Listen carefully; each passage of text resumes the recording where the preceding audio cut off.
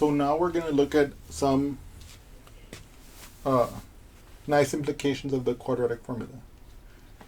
The first thing I want you to know is this. Now that we've derived it, we know that if you have a quadratic like this, ax squared plus bx plus c equals 0, then you can find the solution by just plugging into the quadratic formula. That's, of course, the most obvious benefit of having the quadratic formula. It works no matter what kind of quadratic you have, and you can always use it. But more importantly than that, it gives us insight. Okay? Imagine, for example, that b squared minus 4ac equal to 0. The square root of that would be 0 also. So then we would know that there's only one x, negative b over 2a, right? Now, let's pretend for a moment, even though it's not necessary, that the a, b, and c are all rational numbers. That is to say, they are numbers that are integers or fractions of integers. Okay? And let's assume further that the inside of this, the b squared minus 4ac, is positive. Then there will be two roots, negative b plus or minus whatever the root of that number is, divided by 2a. And if this is positive, then it'll be two real roots, because the square root of a positive number is a real. And moreover, we can also say that if the inside is not only positive but a perfect square, then the square root of that will be a rational number. And it'll mean that we can write the solutions as fractions. Moreover, if the inside is negative, then we will get a negative square root, the square root of a negative number, which will be complex. So we'll have two complex roots. I'm about to summarize this for us and talk about some of its implications, and we're going to give the inside of this square root a name.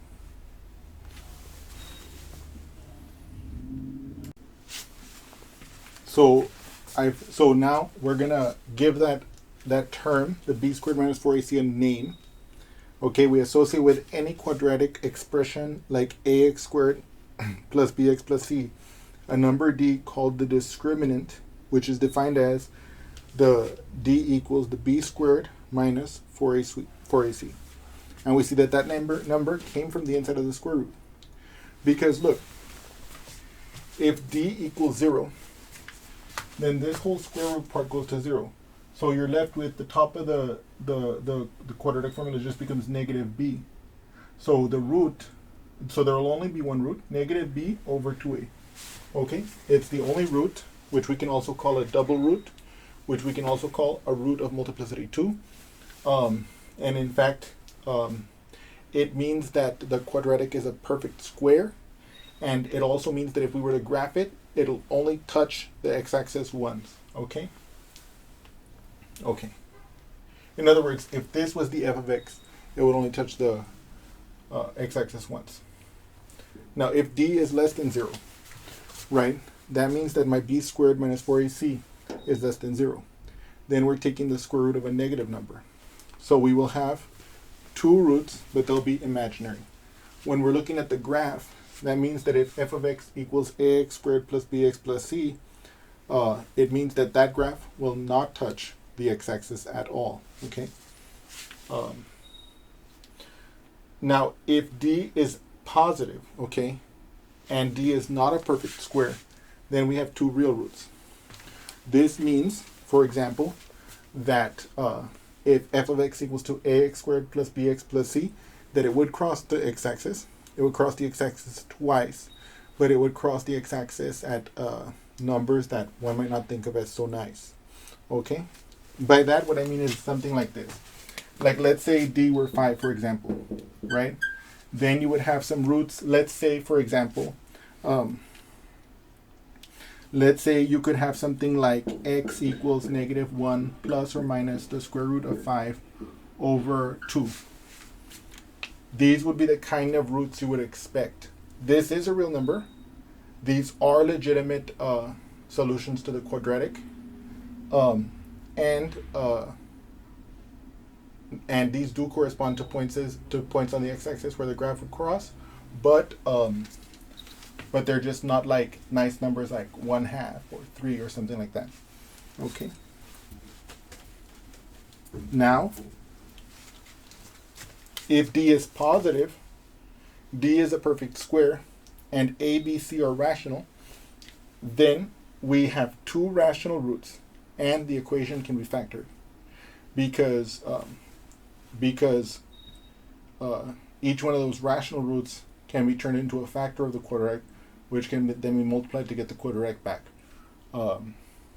Okay, or vice versa. But anyway, so now let me tell you how nice this is. Oh yes, and also by the way, if we're in this condition, then when we graph it, we'll go through nice points like 1/2 or 3 or 2/5. Now, of course, it might also be that we might go through ugly points, like we might have a quadratic where the rational roots are like 2/1,000,000 or something like that. But we're not gonna do examples like that, okay? But what I want you to realize here is that these rules of the discriminant allow us to gain insight into the problem without even having to calculate for the roots. So if you're ever faced with a quadratic equation and you want to know which technique is likely to lead me to a good place, or should I try to factor, or should I just not try to factor and just go straight into like another technique, you can always use these rules. If you see that the D is 0, you're done.